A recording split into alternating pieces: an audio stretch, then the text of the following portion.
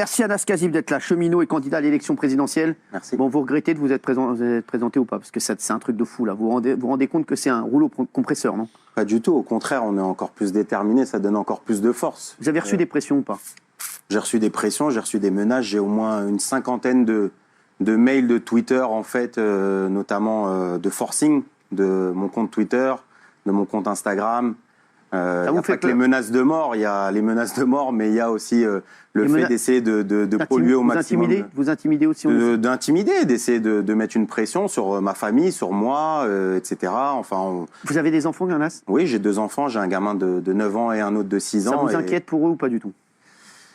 Est-ce que ça m'inquiète pour eux? Il faut être toujours vigilant de toute façon, parce qu'il y a une montée de l'extrême droite. On voit, il y a même des actes. J'ai des camarades, moi, militants, notamment du côté de Lyon, qui ont été agressés il y a quelques semaines maintenant. Donc, il y a une possibilité. On fait attention. Maintenant, moi, je ne rentre pas dans une forme d'hystérie ou de crainte perpétuelle. Malheureusement, dans ce pays, il n'y a pas besoin d'être candidat à la présidentielle pour se faire agresser, et encore pire lorsqu'on est issu de l'immigration comme moi. Tu sens, Anas, que tu étais quand même très exposé médiatiquement. On t'a vu souvent dans les grandes gueules, on t'a vu souvent avec nous ici. Tu sens pas que là, ça a décuplé la haine envers toi, l'intimidation, depuis que tu t'es présenté, depuis que tu as dit que tu étais candidat aux élections? Oui, je pense qu'il y a une crainte, cette candidature. Est-ce que la candidature d'un ouvrier issu de l'immigration est subversive? Oui, je pense qu'elle est subversive. Je pense que si demain, il faut savoir, on l'a annoncé dans le dernier meeting, mais on a déjà franchi les 100 premiers parrainages la semaine dernière. Quoi, 100, t'as 100 signatures déjà? Exactement, ouais. Donc, il y a une crainte, c'est de se dire, si demain, ce gars-là a les 500 parrainages, ça va être, je crois que je suis le candidat le plus jeune de tous. Ouais. C'est ma première candidature, et je serai de l'histoire de la Ve République et même de l'histoire de l'ensemble des puissances mondiales, le premier candidat racisé issu de l'immigration maghrébine à pouvoir...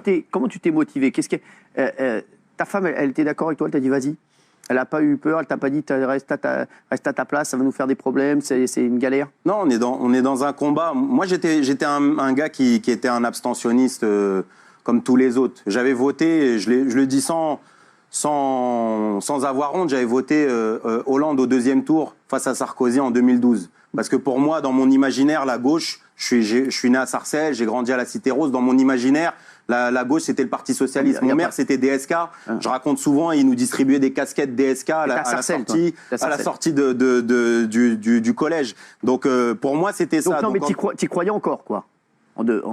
Non, c'est pas que j'y croyais. J'ai jamais cru, mais cette fois-ci, en 2012, je me suis dit, je vais faire barrage. Et mon expérience, en fait, en tant qu'ouvrier, en tant que cheminot, et puis après, en tant que syndicaliste, face à ce qu'a été la social-démocratie et ce qu'a été le Parti socialiste. C'est-à-dire, quand t'as des gilets jaunes, qu'est-ce qu'ils disent? Ils disent, ça fait 40 ans qu'on nous trahit. Mais pas que le Parti socialiste, la gauche comme la droite, en fait. Et c'est face à tout ça où je me suis dit, à un moment donné, j'ai 34 balais. Dans ma génération, il y a 10 millions de personnes qui vivent sous le seuil de pauvreté, 6,5 millions de chômeurs, 300 000 SDF dehors. Moi, je ne pense pas à ma gueule, je pense à mon voisin, mais je pense aussi à mes enfants et les enfants des autres. C'est-à-dire que je me dis, si ma génération, en fait, aujourd'hui, on voit des sécheresses à Madagascar, des incendies en Algérie, au Canada, etc., c'est quoi l'avenir pour mes enfants? C'est quoi l'avenir pour mes enfants? Et j'ai pas de thunes. Moi, mes parents, ils ont fait un peu ce sacrifice-là pour nos générations. Les trentenaires aujourd'hui, ils ont laissé soit un petit compte épargne, ils nous ont laissé un peu d'argent, ils nous ont parfois financé la possibilité de faire des études supérieures. Moi, aujourd'hui, je gagne quasiment 1 700, 1 800 euros par mois. Ma femme travaille aussi. Le 15 du mois, on est dans le rouge. C'est-à-dire que je peux même pas, en fait, me dire que demain, la perspective de pouvoir offrir un autre avenir que le mien à mes enfants soit possible. Vous êtes l'anti-Zemmour? Clairement, je pense que je suis l'anti-Zemmour. Vous parlez de lui dans votre discours. Vous dites, tu estimes que, je cite, que ta France, ce n'est pas celle d'Éric Zemmour. Regardez. Une présidentielle qui s'annonce particulièrement marquée par les discours racistes et xénophobes, le fait de me présenter en tant que candidat à la présidentielle, un jeune prolo racisé comme moi, peut paraître un peu trop subversif, je pense, mais c'est pas grave. Mais c'est cohérent avec nos convictions les plus profondes. Notre France n'est pas celle des rois et des grands hommes idéalisés par Zemmour, mais la France des sans-culottes, des communards et des communards, des esclaves insurgés de Saint-Domingue, des processus de lutte que les Sarkozy ou Zemmour voudraient rayer de l'histoire.